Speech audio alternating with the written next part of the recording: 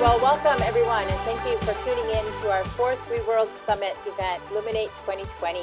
Luminate is an event where successful entrepreneurs and global leaders share their insights and success, tools and tips, what nourishes their soul and well-being, while being an entrepreneur and leader, creating positive, powerful impacts in their communities and the world.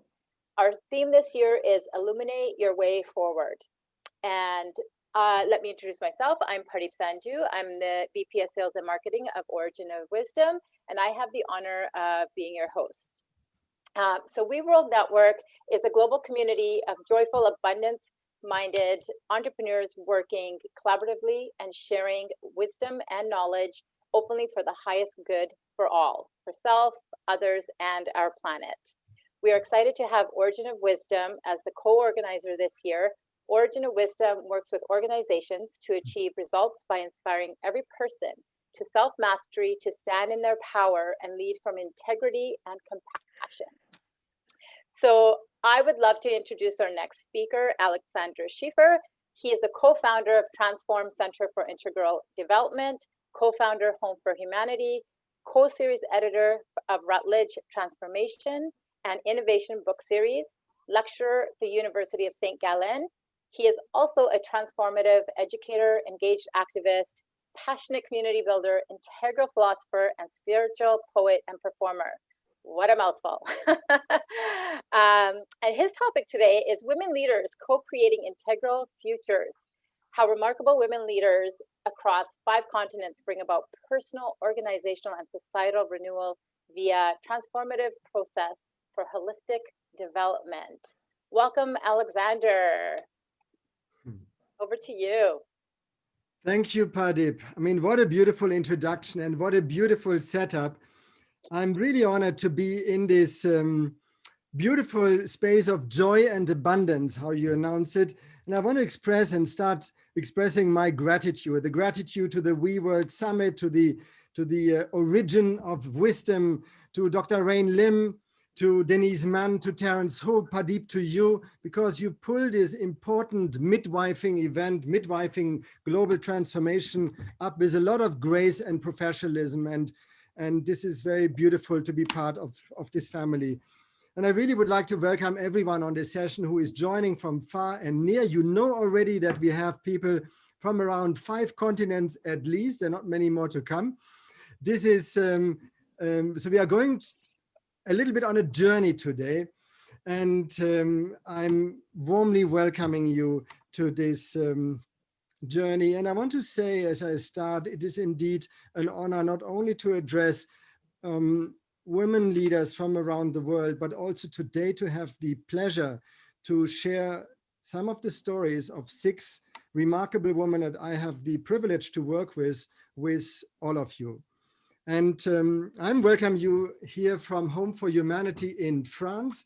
That is where I'm based, and which is also the global home campus of TRANS4M, our community of agents of transformation. And I would like to kick you off with a little poem that I wrote years ago and which I dedicated to the legendary Jean Houston, that many of you may know, one of the great leaders of human potential development. And she once wrote a book called Jump Time. And indeed, we are living in jump time. And I would like to co-dedicate this poem today to the WeWorld Network and to the women leaders which are with us today. Jump time. Did you ever burst into life? Not into laughter or into tears, but into life. Life calls you to do just that. With all your senses, with all your nonsense, unfiltered, unpolished, off the record. Expose your tender rawness. Unleash your lavish appetite for love. Exude your matchless fragrance. Where were you all these years, asks life. Jump off the cliff of your illusions, fly. The only risk you take is to be ravaged by life's fire. But isn't that what you are looking for? It's jump time, giant heart. It's jump time, jump. And the woman that I'm going to introduce today, they certainly are all key protagonists of jump time. But before we are going on the journey around the world, I would love to set a little bit the scene so that we know how and where we are traveling. And I want to begin with responding to three questions. One is, who am I? What drives me? What is my motivation? Then what is this integral worlds that is mentioned in the title? And then what is this PhD or process for holistic development that is equally mentioned in the title? So let me give you a little bit of an introduction to these three questions. So what drives me? Why I'm in this space here together with you? I would say that I'm holding a lifelong dream, a dream for an inclusive and regenerative Earth civilization, where every person and every culture has a voice, and every person and every culture can contribute equally to this civilization. And since many decades, I'm dreaming of a new kind of education, an education that sees the whole of a human being, that sees man and woman alike in their fullness, an education that brings the knowledge and wisdom of all our cultures to the table, an education which is regenerative for all of life, and an education which is transformative, which helps each one of us to make our unique contribution to society. And these are the dreams that led me to start together with Ronnie Lessem some 16 years ago, the organization called TRANS4M, Center for Integral Development. And it is also this very dream that made me start Home for Humanity a couple of years ago, together with my wife, Dr. Ramamani, who is actually speaking tomorrow, for those of you who are staying tuned into this important summit. And then, what is integral worlds? What do we mean by that? When Ronnie and I started TRANS4M, we began to research the most cutting-edge theories and practices around the world on sustainable development, on regeneration, on how we holistically develop as human beings in theory and in practice. We traveled, we visited, we worked together with cutting-edge organizations and developed an approach which we then called the integral worlds approach, which we see as a revolutionary approach to enable regenerative and inclusive development on an individual level, on a community level, on an organizational level, on a societal level, and on a global level. We started some 20 years ago, and what we began as two people building on hundreds of people around the world became an entire community of agents of transformation. Some of these agents you are meeting today and which are already with me on the screen. But the integral worlds resulted in a model.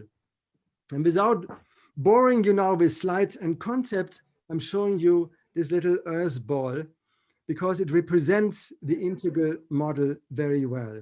The integral worlds model stipulates that integral regenerative development can only happen if we include the knowledge and wisdom bases of all cultures, the South, the East, the North, the West, and the center of the world. But it also stimulates that regenerative development can only happen if all elements of a living human system are included. And if we go the same journey from south to the center, it would be nature and community represented archetypally by the south, culture and creativity, the eastern dimension, science, technology, systems, the northern dimension, and economics, enterprise, politics as the western dimension. And in the center, our shared humanity. That's what brings us together, our deepest value. If you look at the world of a person, it can go the same way. our own inner south, our body, our groundedness in life, our east, our creative potential that we are holding, our nose, our capacity to think, to process, to navigate, and our west, our ability to participate, to act. And in the very center, our core, our center. And core, I'm living in France, Home for Humanity is based in France. The French word for core is cœur, the heart. So it includes the very heart. And the core, the center, which holds the whole together. So in an integral world's perspective, these different dimensions come together, whether we speak of an integral self, an integral enterprise, an integral community, an integral learning environment, or about integral research. And this model is what drives also our PhD program, which is in the center of our work. Indeed, it is a PhD. It actually carries all the capacities of an academic PhD, but at the same time, it is so much more. It is actually a vehicle for fundamental transformation, because people who are joining this PhD are not coming as individual participants, but they are coming with their communities, their enterprises, and through the PhD, they're addressing burning issues to which they develop jointly integral holistic solutions. And not just in theory, but these solutions, all of them have to be actualized in practice. They come not only with the people in the context which they represent, they also come with a passion for change, which is fueling them. The passion, not just for outer transformation, but also for inner. Because our PhD journey at the same time holds and brings together the profound inner transformation that is necessary in order to drive change, and the outer transformation that we need to see in our societies. It's indeed, like Gandhi said, be the change. And we are working together to become agent of transformation. And over the many years, Pradeep, you were kind enough to share also the transformation and innovation book series that Routledge, one of the leading publishers, applied research publishers of the planet, has granted us, which began with 4 or 5 volumes in the first year on integral development, on integral economics, on integral enterprise, on integral research. But with the help of our co-creators from around the world, it has grown into a book series, into a knowledge base of about 30 volumes by now. That is the way how we are bringing together local global knowledge in a whole new way, demonstrating the viability of working integrally in the world. And we called our PhD and PhD for integral development and dubbed it Care for Society. Each PhD cares for society. It's a part-time PhD because we want people to stay in their work environment, to stay engaged, and in fact, not just to stay in the work environment, but to take the particular environment in which people are lodged on the journey. So it is fully embedded in life, full-fledged. And the PhD as a program also travels. We have modules around the world visiting key integral role models. So we are learning with and from actualized role models that give us a practical educational environment while we bring our own experience from our own cultures into these modules. When the PhD comes to a formal end, of course, there is a so-called academic viva that people on the phone will be on the call will be familiar with, but there is also a community viva where the entire community that has been engaged in the transformative process participates and shares in an embodied way what has been achieved and how this journey is going to be carried forward. So you could say while our PhD lasts about 3 to 4 years formally, it actually never ends. It continues.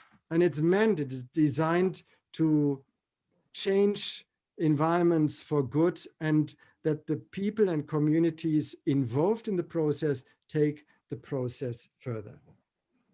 So with that, I think we are ready to start our journey soon.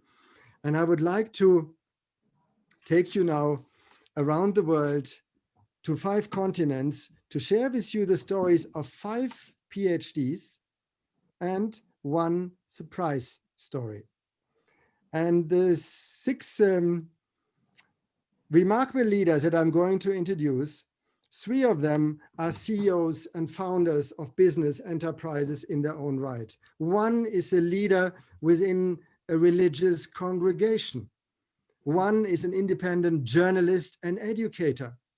And 1 is an artist, designer, and entrepreneur to be in the near future. And I would like to invite everyone on the chat, on the call, do use our chat, write your questions, your comments, so we can learn also in this session together with you, and we create a learning environment of which we are collectively benefiting. As I'm introducing our 6 remarkable women, you will see in the chat also the email address and name of the person coming up. So if you want to get directly in touch with any of them, that is possible, or you do it directly via me. Now we are ready, and I'm now moving to a short presentation to share with you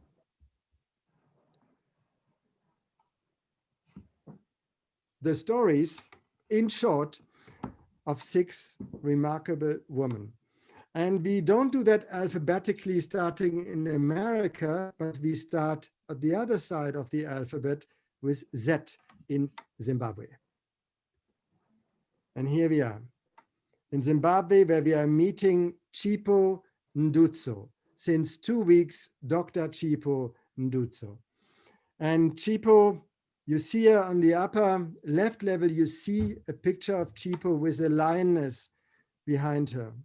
This is a screenshot that I took when she did her academic viva.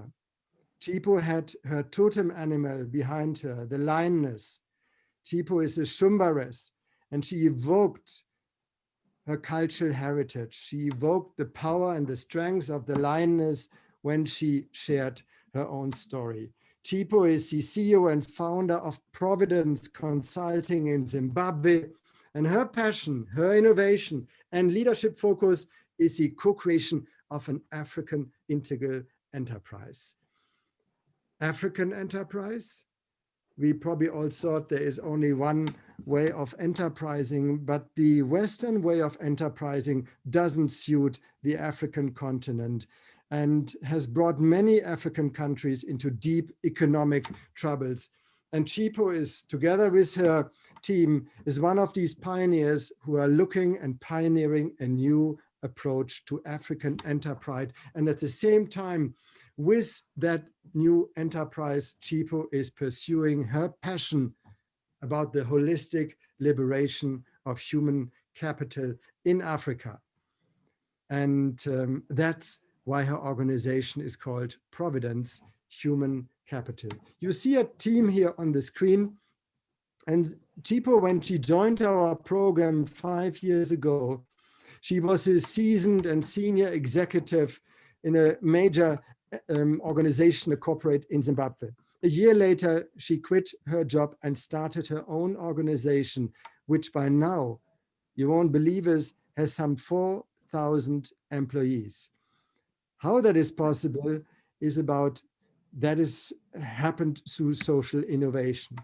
Here is one of the social innovations. Every morning, Chipo and her team are coming together in a so-called Rumuku circle. You can see this is a Shona term. The language spoken Providence primarily is Shona, and Rumuku means resurrection. It is a coming together of the team to renew the organization, to share ideas, to share objectives. And you see Bob Marley in the upper left with a quote of a song that the Rumuku Circle sings every day.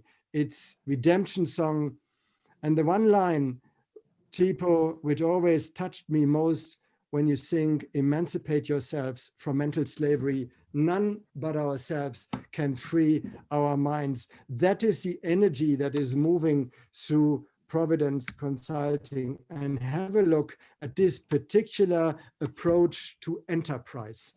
Here you see an integral enterprise African style. You do not have departments, but you have chitubus, and chitubus are oases. So you have an oasis of health and wellness. You have an oasis of wisdom, conventionally human resources, an oasis of knowledge, which is payroll, an oasis of continuous success, which is finance. Now, let me tell you what Chitubu means on a deeper level. It's a Shona word meaning an oasis which is known to bring about medicinal, healing, and rejuvenating powers. An oasis, Chitubu, in our Zimbabwean context, symbolizes rest, being evergreen and fertile, despite being in the middle of a desert. In the enterprise, it is our source of energy, healing, and spiritual and cultural motivation. This was therefore the bedrock of our naming and norming of our departments, with Ubuntu, the African philosophy that acknowledges the interdependence of all life, as our moral core. And one reason why Providence, which is deeply also engaged in payroll, in helping people to find manpower, other organizations to find manpower, is that they had a very innovative approach to staffing solutions. People who are often had been fired or laid off, couldn't find jobs, became part of the Providence payroll, became employees, had an economic and organizational home, and from there were then deployed in other organizations where they contribute. And if they are only working there for a short time, they never lose their particular affiliation and employeeship with Providence. It's an African way of keeping the family and the community alive rather than pushing people into isolation and unemployment. This is one of the secrets of the story of Providence. And from Zimbabwe, we are traveling to South Africa. And here we meet Dr. Premi Naika. She's a CEO and founder of Green Skills Consulting South Africa. And the journey of Premi, whom you will later meet, started in apartheid South Africa.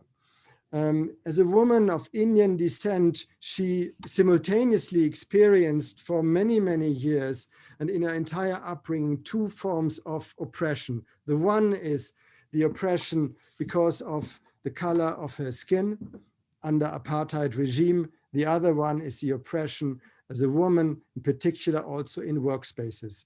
And Premi's story is a remarkable story of someone who worked herself up literally from being in her early or in her late teens, working as a receptionist all the way up to a multiple CEO of various organizations in South Africa.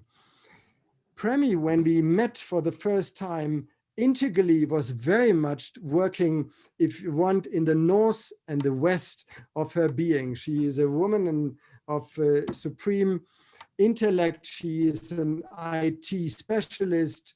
She a woman with a very strong mind and very practical skills. But Premi was also in her own work, which is focused on co-creating integral African feminine leadership, looking for a higher level of integration in herself in order to bring it also into the workspace and bring it into the inner and outer empowerment of women in South Africa who are going still through similar oppressive stories that she herself has experienced. And now watch on this image how Premi worked to bring together the different facets of her personality.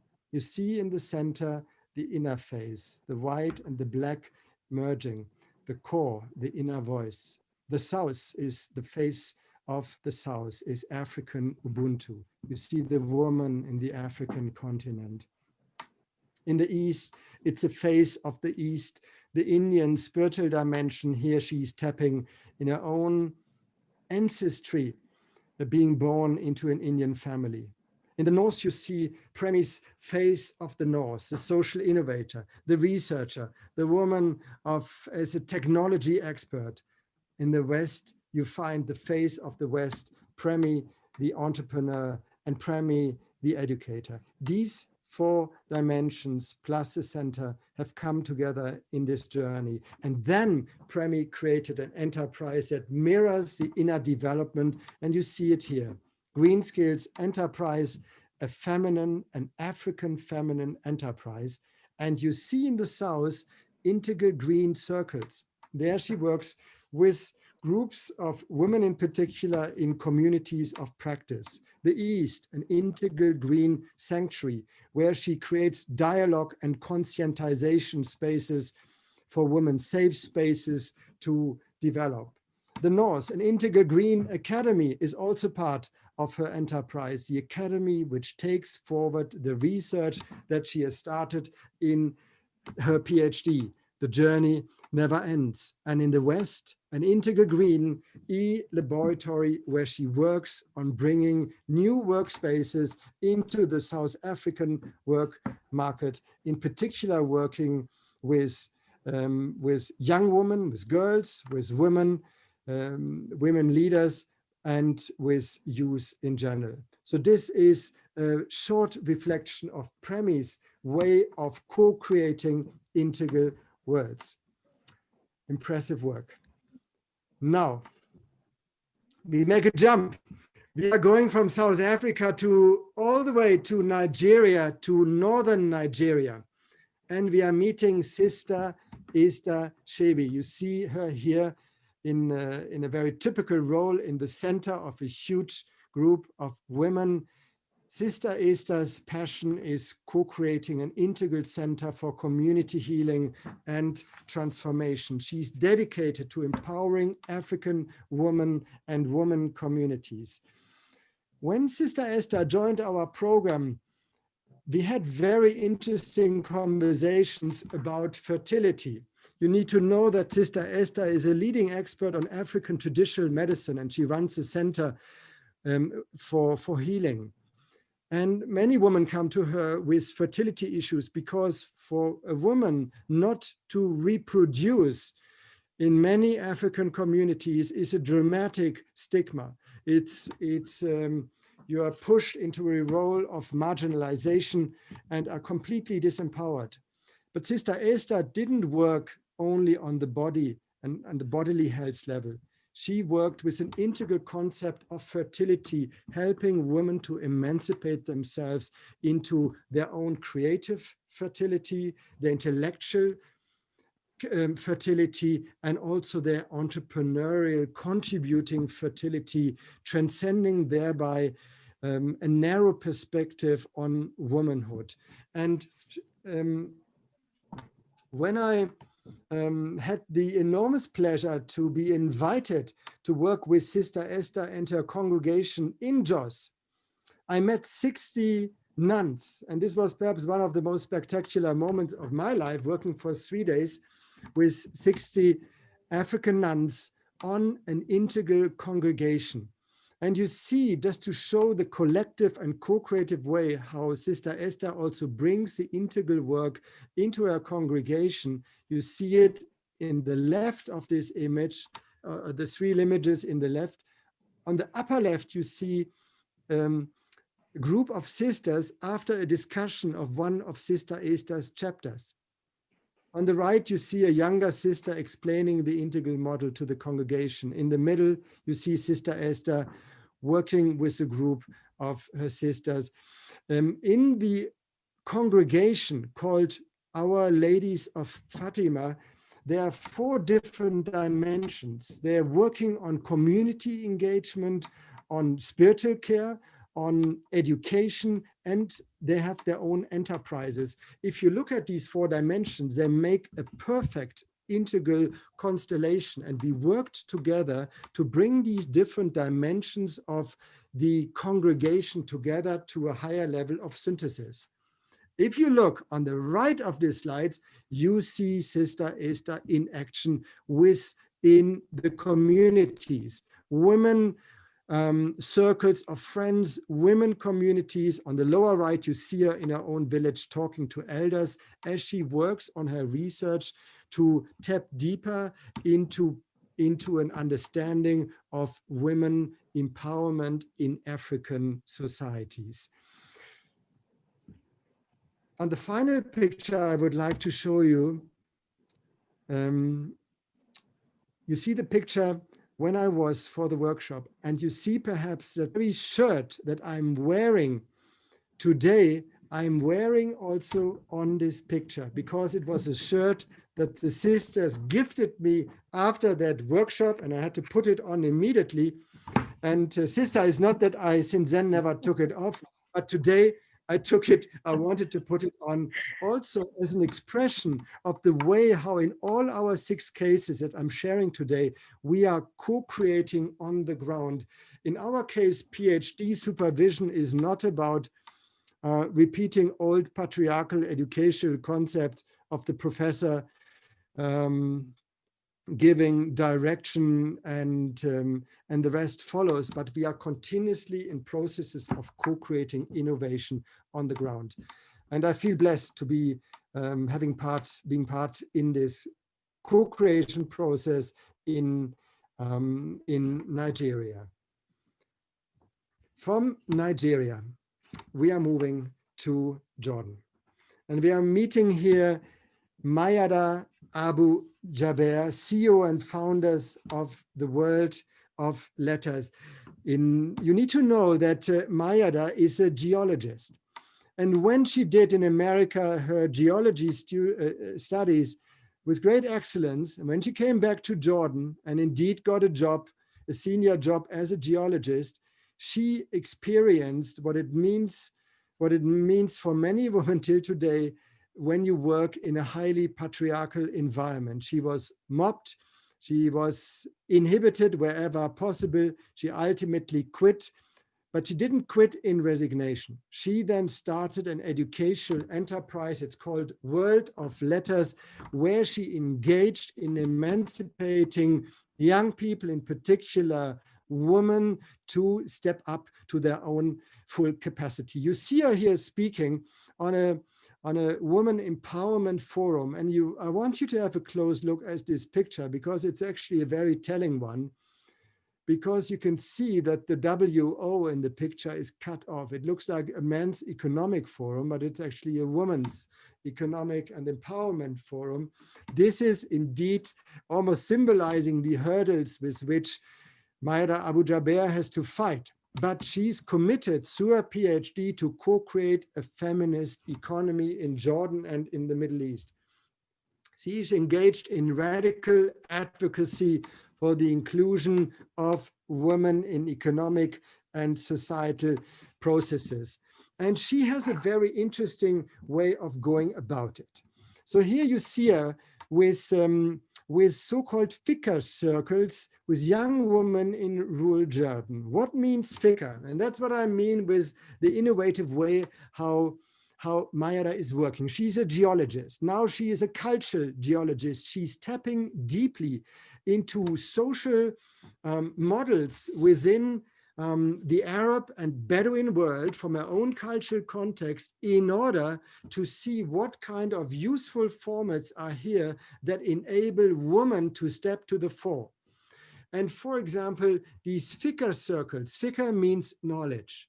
And if you are familiar with the Arab history and the golden age of the Arab world from the 8th to the 13th century, the Arab world was the leading cultural force on the planet. It was a time of Arab Renaissance, knowledge flourished.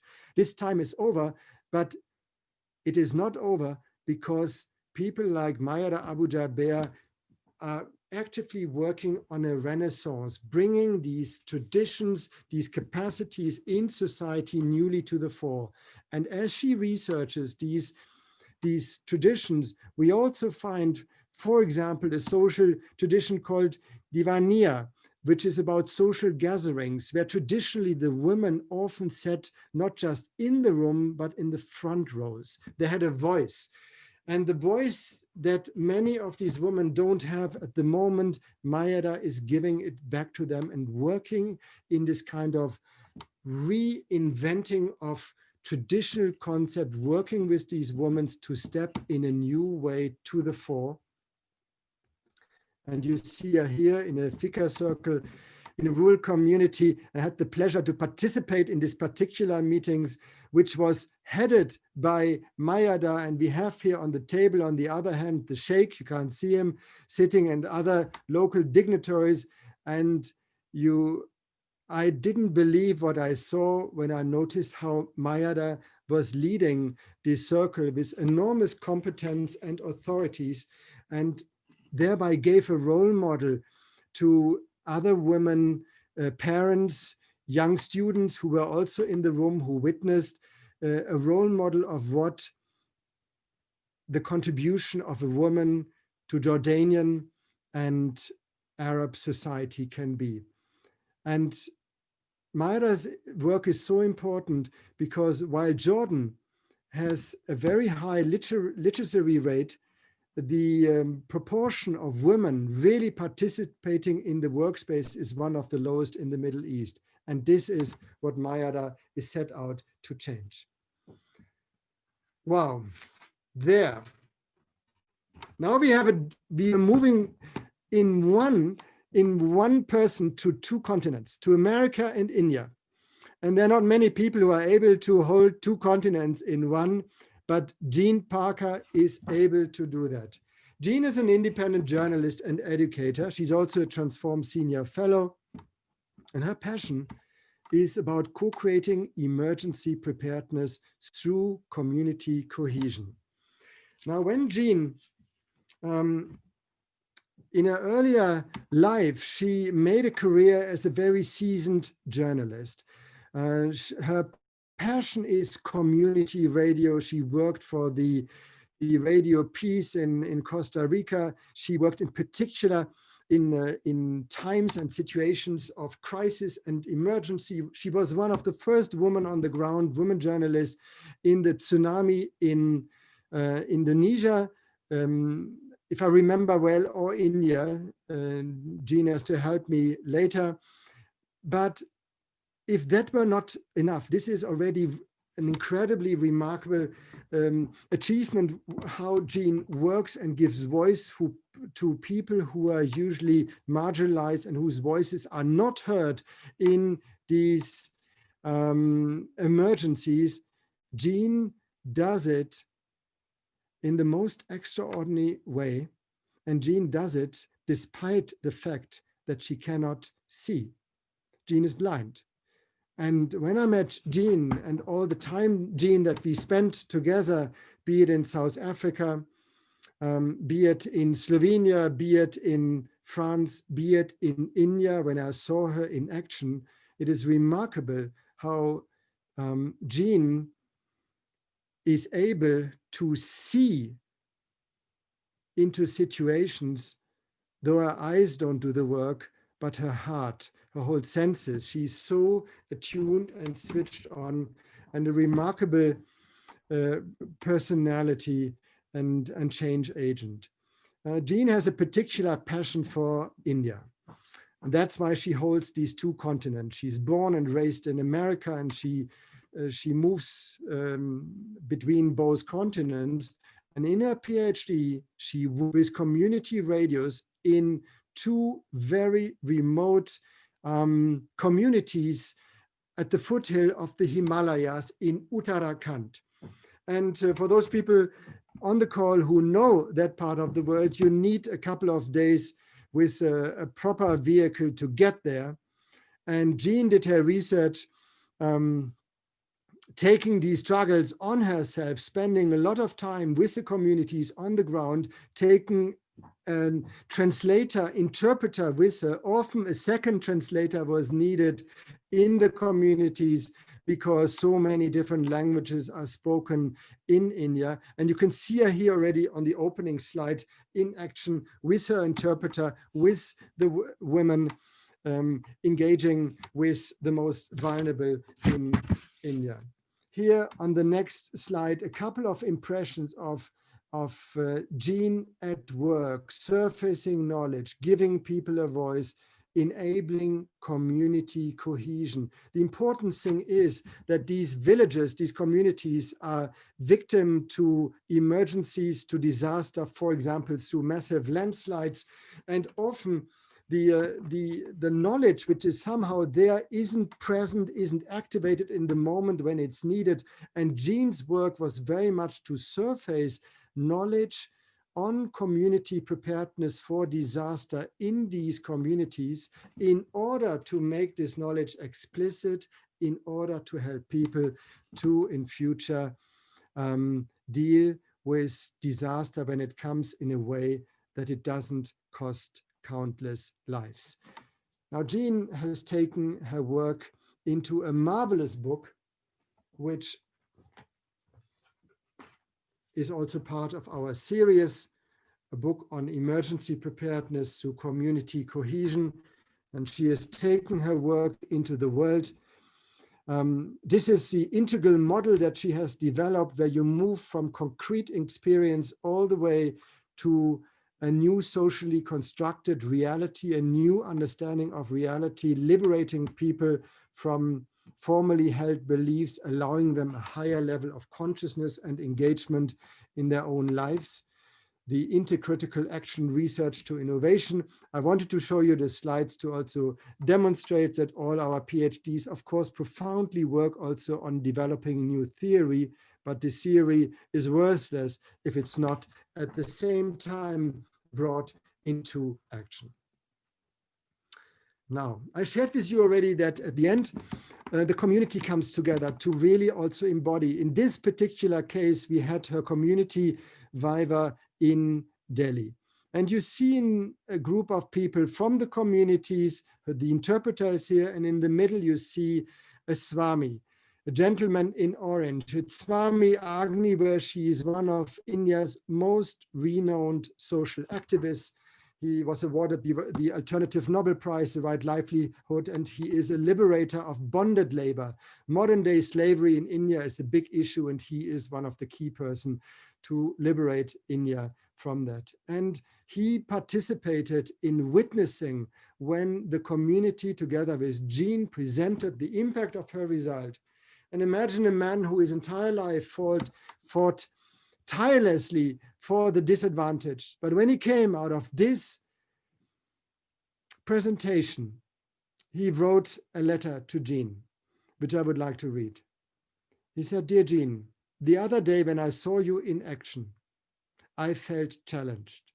Your indomitable courage to overcome personal physical problems, yet install hope in millions of others. Your partnership with Alexander Schieffer and TRANS4M, and with all the great men and women of Radio Kumanvali, Radio Henvalvani, as well as community radio experts who were all in this meeting from India, Nepal, and Bangladesh, using community radio to empower the otherwise voiceless, is simply a blessing for all of us." Jean Parker, America and India. And Jean is bringing her work now into American education, into global education. Here is an announcement of one of her latest courses, together with the Wilmette Institute on building economically cohesive communities in the time of Corona pandemic. She's taking it into the actual context. It lives on her work, and we are very proud to see how this work is now a landmark for building cohesive communities. Thank you, Jean. And finally, here's my little surprise, or a little big surprise, because I would like to introduce now Ama Nyako Jones. who is a very unusual young woman in a very unusual young program. You may say she's a healing fashion designer, educator, entrepreneur. She is born and raised in Germany, in my own home country, with parents from Uganda and Ghana. And she's unusual simply because she's not only an artist and designer and works with fashion in a very innovative way, she's also holding a lot of an enormous bandwidth of cultural wealth and sensitivity in herself, which is also expressed in her artistic fashions. She has a drive for healing and sees fashion and patterns on fashion as a gateway into healing. She's an educator and at the same time also an becoming entrepreneur. She's working on framing all of this through her PhD program into an enterprise. And now the unusual young program, because Amma is not on the academic PhD, but she's on a new program that we created for people with a high level of practice focus, which we simply called the Big PhD, a process for holistic development. And this is a program that mentors leaders towards social innovation and having a transformative impact. And Amma and I are working together now for a couple of years to follow through on her passion to create healing patterns to bridge divides within ourselves, in our society, in her particular case, also between Africa and Europe. And here you see Amma in Tanzania. We've been there together at an incredible community development initiative called KCC, near Tanzania's capital. And you see here one process on one slide about how she works with healing through fashion. You see this young woman working on developing their own patterns, tapping into their own cultural wealth, and are encouraged to come up with their own designs. You see on the next to it an example of the designs that the young women are coming up with. On the lower left, you see them working to create the prints. And then in the middle, you see proud young women to show their fashion that they have created by themselves, also an act of emancipating, of empowerment, but also of connecting to their own cultural patterns. And then lower right, receiving from Amma and the founder of KCC an acknowledgement, a certificate, one way of healing through fashion. Enjoy this pattern designed by Amma on healing. This is one which he has done for us, and for us means for Home for Humanity. You see here our logo, Home for Humanity, on the right, and Amma has given it an artistic touch, and we are beginning now a cooperation to bring her particular talent also into our space in a more practical way, not just in an academic and social innovation way. And here you see another of her patterns, which she specifically designed for Home for Humanity. Here you see Home for Humanity, the place which for us is the integral home campus, but on the other hand, also the holder of a global vision for a world which we seek to jointly co-create, where we co-create, where we see our Earth home as one home for humanity, together with all of life. Here is a group of women leaders, PhD students in Home for Humanity. You recognize Mayada. It was one of the start of our latest programs, plus other women from Zimbabwe, Nigeria, and Jordan. And with that, I would like to come back to a conclusion,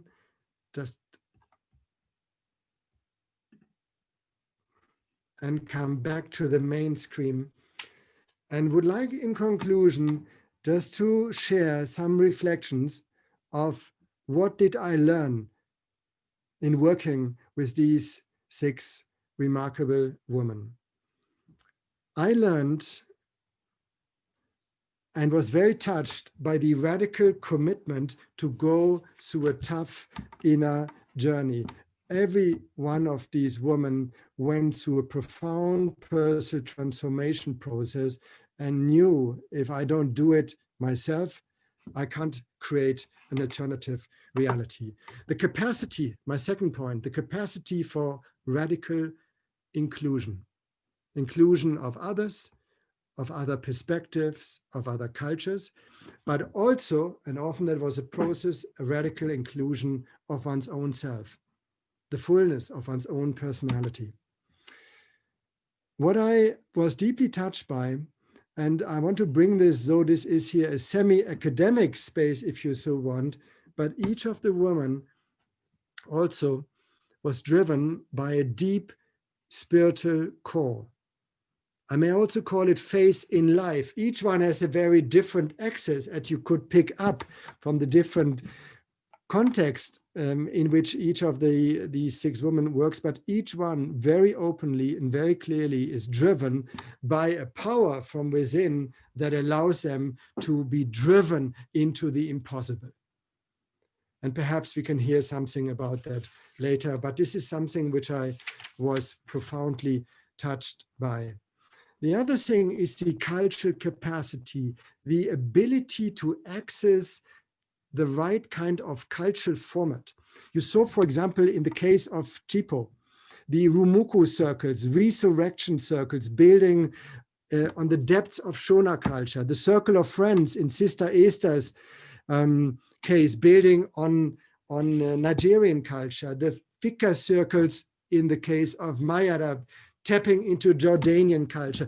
And this is not only about sensitivity for culture, it's also a way to unlock it and to mobilize people because they feel encouraged, empowered, and in touch with their own cultural worlds. And I put on a little paper here, for me, it is the key to we. You know, we are here, the We World Network. It's one of the keys to the we, to the collective, to co-creation, is a deep understanding of what mobilizes a culture in its core. I witness all of these women as role models within their organizations and communities, but also witness how they took leadership to a whole new level. Leadership not just as interrelational to another person or a group, but leadership as working in a collective field. And on a personal level, I would like to say that many of my own held beliefs in co-creation with these women broke down, developed. I probably grew more than ever in these years of working with not only these 6 women, there are many more on the program, but working with women leaders on such an intimate and profoundly transformative way has opened me in a much higher level for a capacity to embrace co-creation and working together. And made me ever more committed in creating we spaces, collective spaces. And I would like to conclude my personal reflection that it also made me understand that the future of humanity, our shared capacity to really co-create a regenerative culture, the key to it is woman. And it is also for that reason that I would like to announce something now that together with my wife, Dr. Ramamani, we intend to kick off a new variation of this very PhD program, which we want to call an Earth PhD. PhD particular focusing on women leaders coming together from different continents, working on the one hand on regenerative solutions in their own cultures, but also working collective for an inclusive, regenerative Earth civilization, coming together on the largest possible level. And this is in the making, and I'm sure, and I know I will have the support of all the women on this call. And I would like to end my short contribution with an evocation. An evocation which is spiritual and poetic as a note, and is an evocation of the return of the goddess across our cultures, and an evocation that embraces womanhood. Return of the goddess. Guan Yin, Shekinah, Shakti, Freya, Athena, Mary, Isis, Aphrodite, Sophia, Saraswati, Nut, Veronica, Inanna, Canon, Gaia, Venus, Lemania, Mamivata, Fatima, Persephone. Light, energy, emergence, womanhood, birth-giving, nourishing, essential carrier of life. Now is your time. And with that, I would love to open the panel to our remarkable woman. And I would like to invite each one of you to share briefly, perhaps a key learning that came out of our shared processes in yourself, among each other, between ourselves, that you would like to share with the women leaders that are on the call. And perhaps we simply do it in the very same order as I went through the presentation, and we begin with Zimbabwe, with Dr. Chipo Ndutso. Chipo, please. Good evening, everyone. Makadi yenyu, this is how we greet people in our country. Thank you very much for this opportunity. I'm overwhelmed. I'm very excited. I think Professor Mukanya Lesem, sorry, I'm so used to my other professor, but I just want to say to Professor Mukanya, Alex, thank you very much for this opportunity. This was unbelievable. The way you described all of us, and I'm speaking in particular for myself, was just unbelievable. Providence means kismet. It's God's providence. It is, we really believe that there is a higher power. We believe that there is a God who creates all of us and puts us together. There is no coincidence in this time that we are here as women, and that you are the male who's here. There is a reason why you are here. Your spirit, your femininity is with us, and we thank you for all this. I want to tell everybody that I used to be scared of the power that we hold as individual women, but the circle of friends, the circle of women that come together and just talk in voices, friendships, just the beautiful women that I work with here. All these people, they give me strength, and they weave this wisdom around me. And I think we will go far as a unit, as a community. And thank you again for the integral journey. It's been life-changing. It's been a spiritual journey for me, and I continue taking it forward. I'm actually wearing my Bob Marley t-shirt. I'll end with that, which is, as you can see, that's Bob Marley. I hope you can all see that. And yes, we need to emancipate ourselves from mental slavery. None but ourselves can free our minds. Good evening. Thank you very much. Good evening, Tatenda Chipo. Wonderful. We move to South Africa. Dr. Premi Naika, please. Good evening, everybody. I really want to say how grateful I am for this opportunity of sharing, and also to say a special thanks to Alexander. You know, I can't say enough how grateful I am. I've had the opportunity of working with Alexander for about 4 years. And as he said, you know, we got to intimately understand each other. I think him more, you know, understanding me and taking me through this journey. And it's been truly an amazing journey. You know, we talk about the big PhD. The big PhD is the process of holistic development. And the small PhD, which is a piece of paper, that you get at the end of this qualification. And as Alexander said, it's truly an ongoing process. And I've really been, I'm grateful and I'm blessed that I've built such an amazing ecosystem with people from all over the world.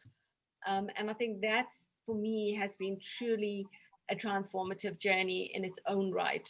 For my own personal development, I used a model called the gene model, which is very much gave me my purpose, my grounding. I looked at myself from, what was my inner calling and what was my outer calling, and how did I actually emerge from that?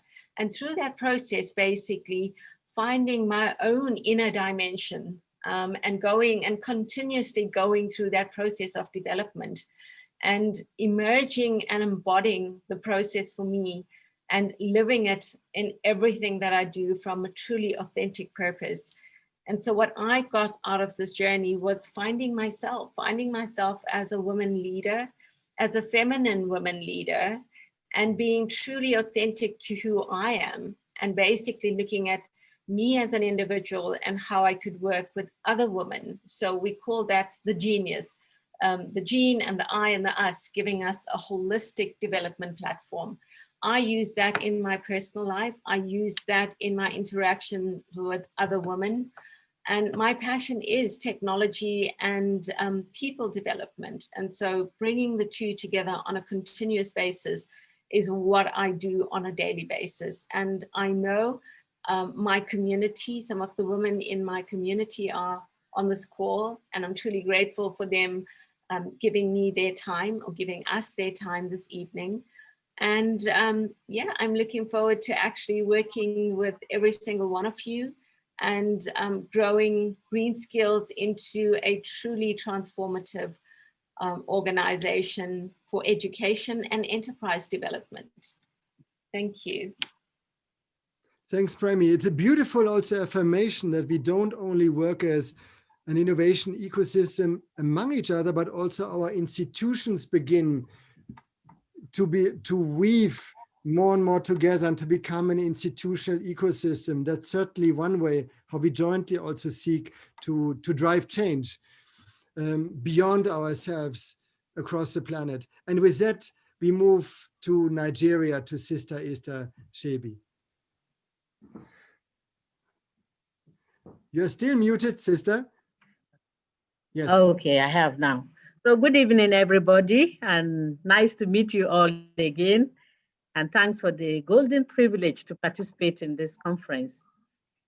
I want to begin by saying the integral journey has made me to believe in myself, because it has taken a wider perspective of looking at the transcultural, transpersonal, disciplinary, and transformational perspective of journeying with people. And it helped me to go into myself, and it brought us from various parts of the world, the multicultural scenario we all come from, and it was so enriching. And sharing our stories together gave me great hope and deep faith in myself. And I think as leaders, one of the things we should do, bring people together to share their stories. Because from the rich, and we are journeying together. As a leader,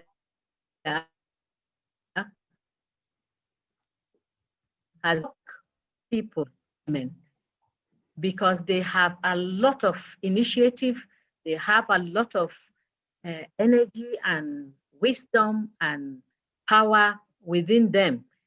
All they need is some kind of facilitation to enable them become conscious. And together we can co-create innovatively different activities that will transform our lives as women and to transform the community as a whole. So I want to thank you for giving me this privilege, and I look forward to us working together in the future as a we. I like that we perspective. Thank you very much. Thank you, sister. And good luck also in your new assignment. Sister is just posted to a new place and working now on bringing the integral into agriculture, integrated agriculture. A great task. Looking forward to working with you on this. As we are moving now to Jordan, to Mayada Abu Jaber, please. Thank you very much. Good evening, everybody. Thank you, Professor Alexander. I really feel honored to be among such great women and to talk a bit about my experience. I have worked for almost like 7-8 years on the big we, like with the double E, Women Economic Empowerment. And, you know, they say it's insanity to do the same thing over and over again and expect a different result. So I think I was just doing the same thing over again with young women, doing employment program and hoping that they're going to get jobs. When in reality, there were bigger barriers. There were the cultural barriers. There was the barriers of mindset and beliefs. So when I joined this program, it just helped me to zoom out and just get out of the storm and really look into our culture and look at the feminine part of our culture, go back, get in touch with our femininity. What is really a feminine enterprise? How can we bring care and empathy into our systems? How can we go back into our culture? And I think that's one of the things that was really very transformative towards me.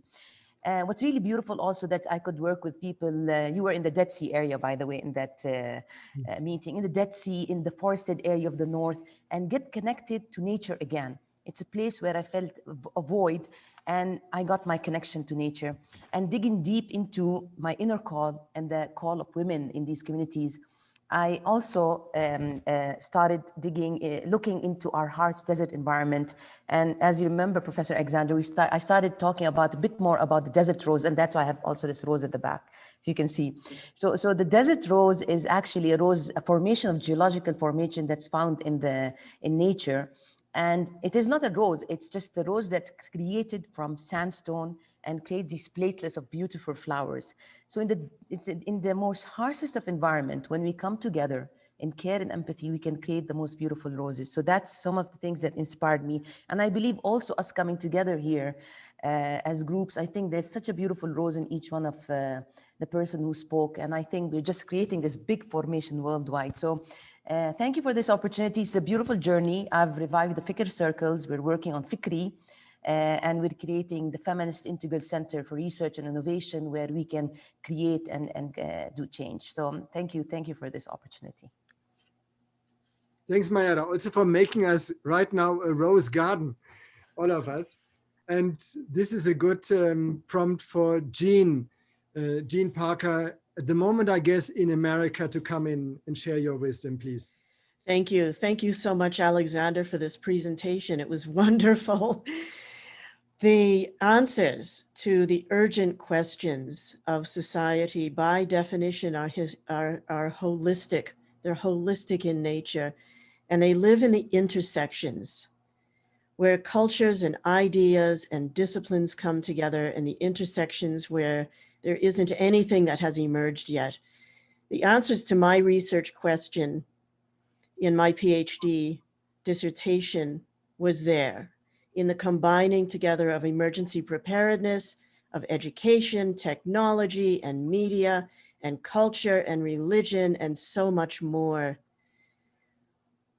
This intersectional thinking is reemerging in society. The integral worlds is what I call the anti-silo, and people who work in organizations understand the concept of silo and how destructive it can be. It's the anti-silo. It brings everything in, which is why I woke up this morning thinking about the intersection, the confluence of the individual and community resilience, because we must, our very lives depend on moving from me to we.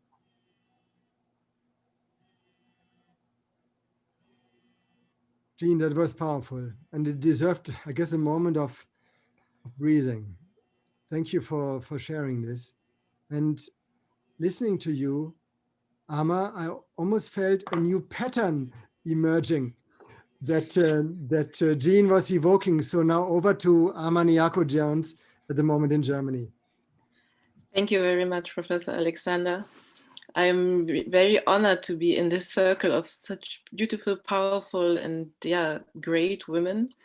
And I must say, when I started the program, I was a small child, you can say, like insecure and not really in my full women power or feminine power. And this program taught me to seek within and to see where is this feminine power inside of me, where is the genius inside of me, and helped me to see the genius in others and unleash my potential.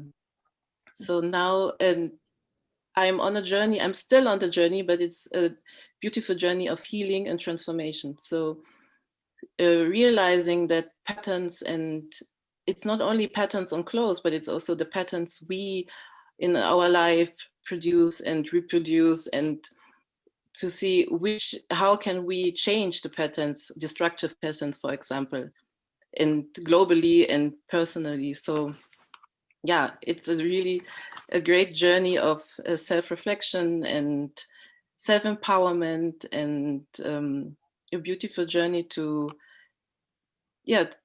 see art and fashion in a different way, and not only in a I don't know, vain way, to see it in a more holistic and profound way.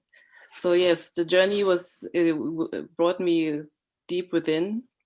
It's sometimes also it showed all the shadows within, but yeah, it helped me to believe in myself and to believe in others and to believe in the capacity to lead and to bring something good to the society and to our earth, Mother Earth. Yeah, so thank you very much, Alexander, and thank you for believing in me and to always pushing me further, and helping us women to thrive. Thank you.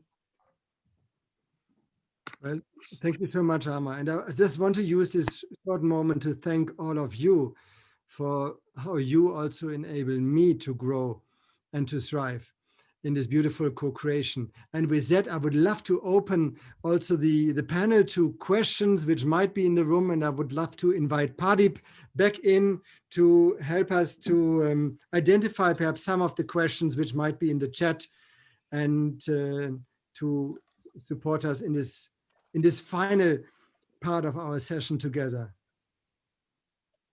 Thank you. Thank you so much, Alexander. And thank you to all of you. That was amazing and so inspirational. It's kind of emotional.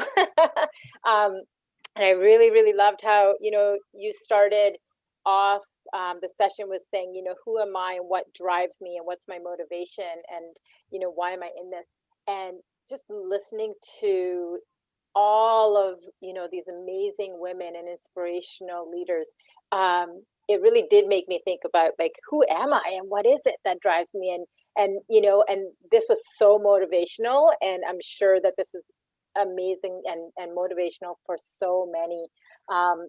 And I mean, the big question, I think a lot of people, I think they were just more in awe of everything that's being said, and really, really were wanting to understand. And the big question, I think multiple people had it, was they wanted to hear from each of the amazing women and see what was that they could kind of put forward, and any, suggestion or big ahas or any point that they would be able to put forward. And I think you've all hit that. It's the concept of the whole holistic and coming from the core and the authentic, and all that message was so clearly heard and portrayed through all of the messages, and the beauty of how bringing community in, and the fact that there's such diversity from such a global community of diverse women, yet the message at the core is so much the same. And that's the beauty of it. And that's so beautiful about, all these amazing women coming together without realizing that they've actually done this in such a cohesive way. So it's just so beautiful and so epic. I mean, even the word just epic. Would love to do that. But yeah, I think a lot of the, like I said, the questions, if there is anything really that anybody else would love to add in, I think people are, putting in the messages like, oh my God, you're my heroes. I think this is definitely a panel of superheroes. I think, yes, that's right. And it's so in tune and so in line right now with the feminist movement of what is really, really needed right now. And like you said, it's to really getting out of that patriarchal time and stepping into this feminist time, because this is what the world needs. And the other part was beautiful, which really resonated with me, is also when you said the key to we, the whole aspect of we, and everybody spoke of that. And that we is so aligned with what we're doing here today, and why, we're called We World Network. And, it's not the I world or the you world. It is that We World Network. And that synchronicity and that alignment is so beautiful. But yeah, I think people are just, sending messages, and it really, it's not even as much as the questions as it is like, you're all inspiring and amazing. And, we aspire to be like you, and would love any message that any of you would love to impart on us today. Well, Parib, I'm a bit speechless because you synthesized the session so incredibly. This is probably, that was We World in action, just listening to how you brought it all together. So thank you for that. I would like to say, because, well, first, thank you to all the comments that have come in and that we are going to also copy and share now with all the women here on the panel. If anyone has questions or would like to take the conversations further with any one of us, please feel free to do so. Contact us. Perhaps I know that also two of our junior fellows are on the call, Stephanie and Delia. Maybe you type in my email address also, so I can also, if questions come later, direct it into our network. But when I say our network, Parib, I must say I feel very much also part now. We have become of a shared network. This is the first time we show up here in the We World Summit, and with Origin of Wisdom. And we are collectively very grateful also for you opening also your living room to us and hosting and welcoming us so gracefully. And I guess we feel even more empowered and encouraged to continue to co-create integral worlds and to invite more and more people into this process. Yeah. So a big, big thank you to everyone on the line, listening, communicating, and over to you, Paddy. Thank you. Thank you so much, Alexander. So we did get another question. Somebody's really definitely adamant saying they would love to hear from each of you speakers from the panel. And really the question is what's one advice you can give us or me as a woman in my own journey? So if each one of you could take a moment to kind of help answer that, that would be amazing. Well, how about we start with Dr. Chipo again? Go in the order. Oh, okay. I think my advice is number one, be yourself. Just know that you are enough. And most importantly, know that women actually support each other. A lot of us believe that women pull ourselves down, we backbite and everything. And my argument always, it's more a human issue than a woman issue. Women love each other. We are more in the world, and just believe in yourself, be confident, but most importantly, one little change, one little transformation is the beginning of a journey. In our culture, we say 1 teaspoon can finish a 50 kg of sugar. So just start with 1 teaspoon of sugar and you'll be fine. Thank you. Amazing. Thank you. That was a great message. Dr. Premi. Thank you, Renee. So my advice is, I think before we try to lead others, we should lead ourselves. We should also try to be authentic, not try, we should be authentic, because I think, you know, embracing our femininity, our feminism is really important. I don't believe that we have to emulate men in trying to lead.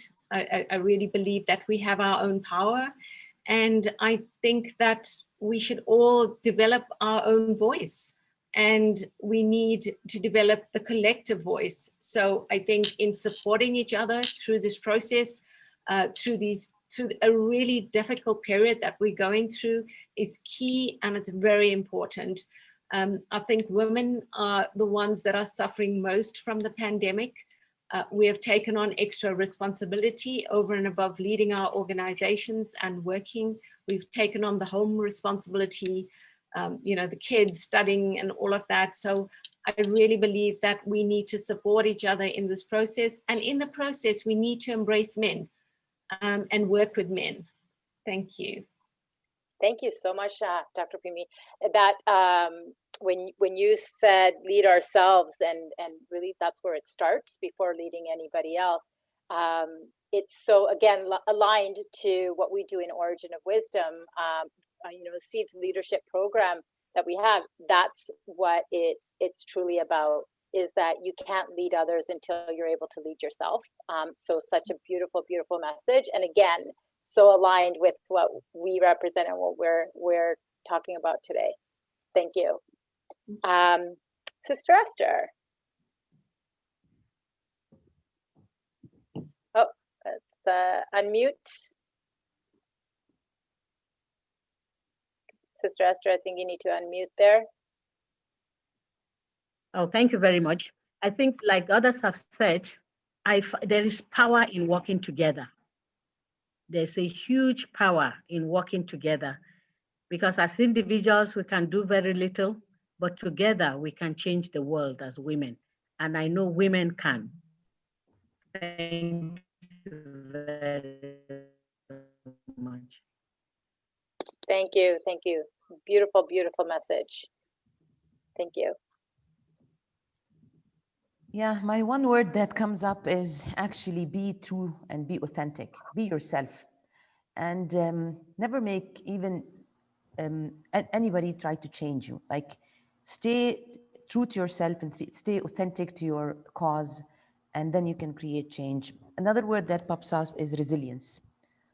I believe trust, resilience, and being authentic are just like a whole kind of important factors for, I think, true leadership.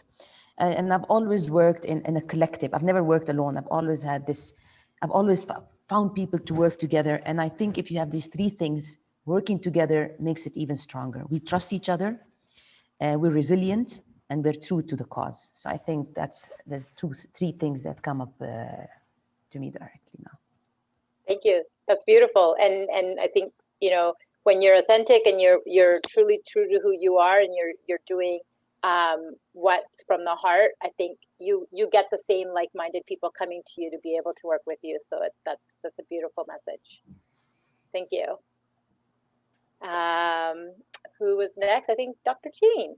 Thank you. I think a couple of things. I think that the diversity of experience that women hold is integral to who we are as individuals, and then by transition is integral to what we bring into society. This experience is necessary and critical to societal growth, to societal progress. If we're going to go anywhere, we have to bring forth the voices and the experience of women. And women are resourceful, creative, and resilient because we've had to be. We're really good at that. On a personal level, for people who might be listening, I would say there's no wasted time. Don't let your experience be discounted. So what if you don't have a linear CV? You have other contributions that aren't even in your CV, your official thing that you send to employers or whatever. You have other attributes and assets to offer. The linearness is, it's really got to leave the planet, really. And the final thing is, remember the contribution of your own adversity. Beautiful. That's amazing. And you know, when you said, you know, we're all things resourceful, resilient, all that, it's so true. We're definitely multitaskers. So that's what women are great at, and it definitely makes sense. But yeah, amazing. Thank you. And Amma. Thank you. I want to thank Jean also for what you said, because it's so true. We are not our CV, or we are not this linear path. We are just so much more. And I think now is the time where everyone is starting to realize this. And yeah, that's beautiful. And for women, I would say we are superheroes or superheroines. We hold so much power. I mean, we have the potential to bring birth and life to this earth. And a lot, just this, I mean, keep this thought is already mind-blowing to me. And even, and it doesn't matter if you actually do pursue it or not, every woman has the potential, and every woman has this wisdom and this cosmic energy inside of her. I mean, yeah, that to me is just magical. So if we remember that we are, we hold the wisdom of the universe in our bodies. I mean, all human beings do have this wisdom, but women can tap into this wisdom in a different way, maybe. And if we unlock this, nobody can stop us, I think. So, and yeah, women, we are Earth, we are the universe. So Amazing. never forget this. Yes, we're unstoppable. We are unstoppable, yes. Yes, beautiful. So as we wrap up, so Alexandra, I'd like to kind of pass this back to you and see if there's anything you would like to finish up with. Actually, I must say this final round brought me into a deeply reflective mode. It was so beautiful to listen to the collective wisdom. So I want to add also with an advice, maybe also to the men on the call, or in general to us. I feel what we evoked here, this greater level of we, which is the key for me to co-creation and to innovation, brings us into higher levels of intimacy, of getting to know each other. So it's a kind of, I hear the possibility and the power of creating something fundamentally new if we come in a new way, in a more intimate way together. With women, between men and women, and then, and Amma, you brought it again once more, the universal force, it's also that we are opening ourselves in this collective space up to a new power, to the universal power of life. And this is, I think, the source that we are, the origin of wisdom, to use the name of one of your organizations, that I feel we need to bring so much more purposefully in all our processes, be it business or education or PhD for the matter as of today. And this is a journey we are on. So I'm simply grateful to this demonstration of co-creation between us today.